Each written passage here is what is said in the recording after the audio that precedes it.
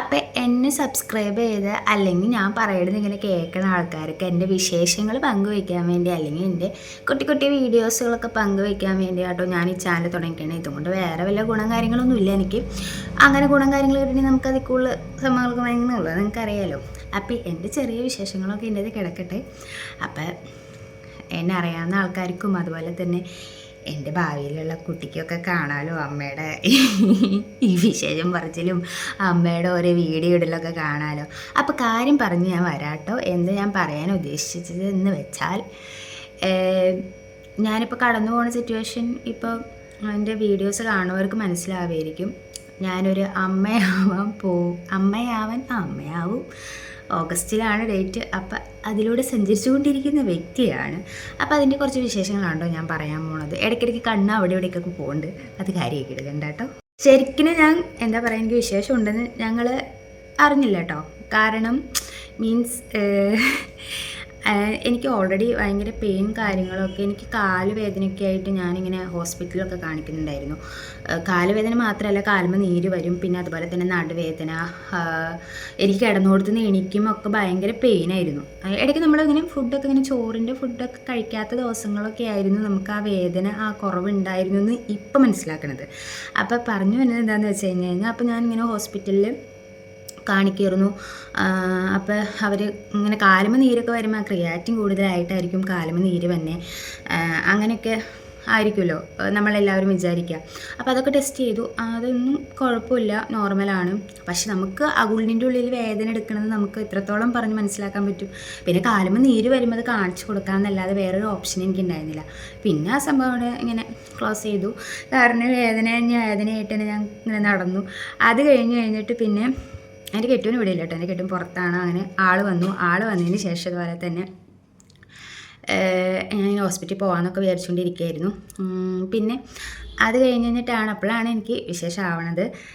അപ്പോൾ വിശേഷമായി എന്നുള്ള കാര്യം ഞാൻ അറിഞ്ഞതേ ഇല്ല കേട്ടോ, ഞങ്ങൾ അറിഞ്ഞില്ല. പിന്നെ എന്താ പറയുക, നമുക്ക് അപ്പം തോന്നുന്ന ഓരോ സിമ്പിളില്ലേ, അത് നമുക്ക് എനിക്കിതായിട്ട് കണക്ട് ചെയ്യാൻ ഒട്ടും പറ്റുന്നുണ്ടായിരുന്നില്ല കേട്ടോ.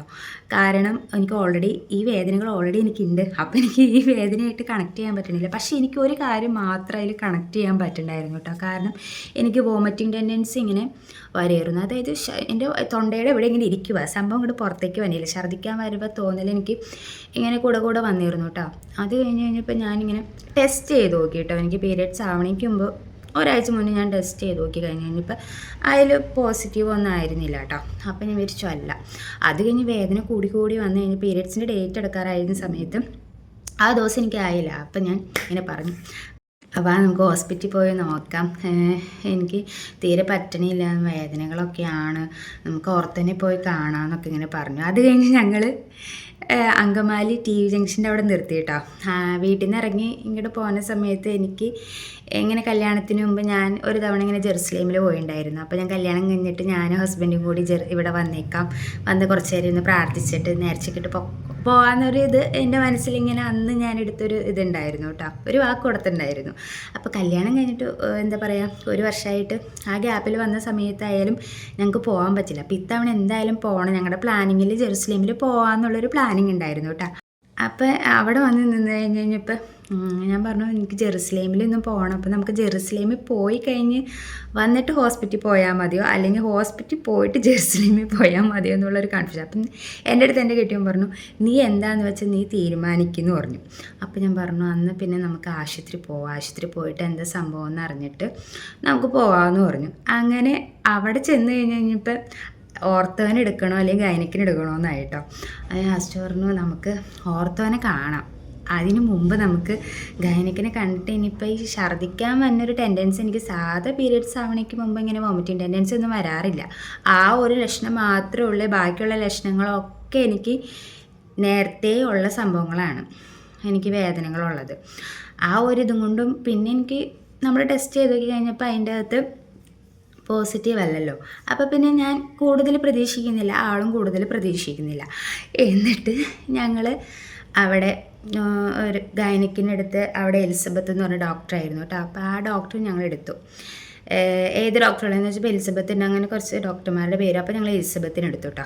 എലിസബത്തിനെടുത്ത് ഞങ്ങൾ കാണാൻ ചെന്ന് കാര്യങ്ങളൊക്കെ പറഞ്ഞു. അത് കഴിഞ്ഞിട്ട് ബ്ലഡ് ടെസ്റ്റ് ചെയ്യാൻ കൊടുത്തു. എന്നിട്ട് ബ്ലഡിന് വേണ്ടി ഞങ്ങൾ വെയിറ്റ് ചെയ്തിരുന്നു. സംഭവമൊക്കെ വന്നു. പെട്ടെന്ന് നമുക്ക് അതിൻ്റെ തൂക്കി പോകുന്നു മനസ്സിലായില്ല കേട്ടോ. അപ്പം പ്രഗ്നൻ്റ് ഒന്നല്ല എന്ന് പറഞ്ഞ് നമ്മളവിടെ ചെന്ന് ഡോക്ടറിൻ്റെ അടുത്ത് പോയിരുന്നു കേട്ടോ. അത് കഴിഞ്ഞപ്പോൾ ഡോക്ടർ ഇങ്ങനെ ഓരോന്നപ്പോൾ എന്നോട് പറയാണ്, മോൾക്ക് ഷുഗർ ഉണ്ട്, മോൾക്ക് 3-4 മാസം ആയിട്ട് ഷുഗർ ആണല്ലോ, മോളിത് അറിഞ്ഞില്ലേ എന്ന്. അശ്യോ, ഞാൻ ശരിക്കും എന്തോ പോലെ. കാരണം ഞാൻ ആ LF ഹോസ്പിറ്റലിൽ തന്നെ ഞാൻ കയറി ഇറങ്ങി ഓർത്ത ഡോക്ടറിനെ കണ്ടതാണ്. നമുക്ക് ഷുഗർ, ഞാൻ സത്യത്തിൽ ഷുഗർ അങ്ങനെ ടെസ്റ്റ് ചെയ്ത് നോക്കാറില്ല കേട്ടോ. അത് വേറെ കേസ്. സത്യത്തിൽ നോക്കാറില്ല ഷുഗർ ടെസ്റ്റ് ചെയ്ത്. പിന്നെ എൻ്റെ വീട്ടിലെ അമ്മച്ചി അപ്പച്ചനും ഷുഗർ അവർക്കില്ല എന്ന് പറയുന്നതിനോണ്ട് ഞാനും പിന്നെ നോക്കാറില്ല കേട്ടോ. പിന്നെ ഞാൻ മെലിഞ്ഞിട്ടിരിക്കുന്നതിനോണ്ട് പിന്നെ നമ്മളത് കാര്യമാക്കിയൊന്നും എടുത്തില്ല. അപ്പം ഞാൻ പറഞ്ഞു ഞാൻ ഇവിടെ അപ്പം അവർക്ക് തന്നെ സിസ്റ്റത്തിൽ അപ്പോൾ കൂടെ ഓർത്തോ കുര്യൻ ഡോക്ടറിൻ്റെ മെഡിസിൻ കഴിക്കാറുണ്ടായിരുന്നില്ല എന്നൊക്കെ ഇങ്ങനെ ചോദിച്ചു. ആവാന്നൊക്കെ പറഞ്ഞു. അപ്പം മോൾക്ക് ഷുഗറുണ്ട്, അപ്പം നല്ല ഷുഗറാണ്, ഡയറ്റ് എടുക്കണമെന്ന് പറഞ്ഞു. അത് കഴിഞ്ഞപ്പോൾ എന്നോട് പറയുകയാണ്, ഈ സമയത്ത് ഡയറ്റ് എടുത്തില്ലെങ്കിൽ അത് ബേബിക്കും കൂടി. അപ്പോഴാണ് ഞങ്ങൾ അസത്യം അറിയുന്നത്, ഞാൻ പ്രഗ്നൻ്റ് ആണെന്ന്. ഞാനും എൻ്റെ കെട്ടിയാണ് ഒരു നിമിഷം എന്താ പറയുക, സന്തോഷമാണോ സങ്കടമാണോ എന്താ പറയുക, ഒരു സന്തോഷത്തിൻ്റെ കൂടെ നമുക്കൊരു സങ്കടം കിട്ടിയതുപോലെ ഷുഗർ ഇട്ടാ. എന്നിട്ട് പിന്നെ ഡയറ്റീഷ്യനെ കണ്ടു, പിന്നെ ഡയറ്റ് എടുത്തു. ഡയറ്റിൻ്റെ കുറേ കാര്യങ്ങൾ പറഞ്ഞു. പിന്നെ അന്ന് തുടങ്ങി ഡയറ്റായിരുന്നു കേട്ടോ. എന്നിട്ട് ഞങ്ങൾ പിന്നെ പോകാനിരുന്ന ആ ജെറുസലേം എന്നുള്ള പ്ലാനിങ്ങും ഞങ്ങൾ തെറ്റിച്ചില്ല. അപ്പം തന്നെ അന്ന് തന്നെ ഞങ്ങൾ ജെറുസലേമിലേക്ക് പോയിട്ടോ. ജെറുസലേമിൽ പോയി അവിടെ കുറച്ച് നേരം ഇരുന്ന് പ്രാർത്ഥിച്ചു. അത് കഴിഞ്ഞ് തിരിച്ച് വീട്ടിലോട്ടേക്ക് വന്നു കേട്ടോ. ഇതിൻ്റെ ബാക്കി കഥ ഞാൻ അടുത്തതിൽ പറയാം കേട്ടോ. ഇതിപ്പോൾ കുറച്ച് നീണ്ടുപോയില്ലേ.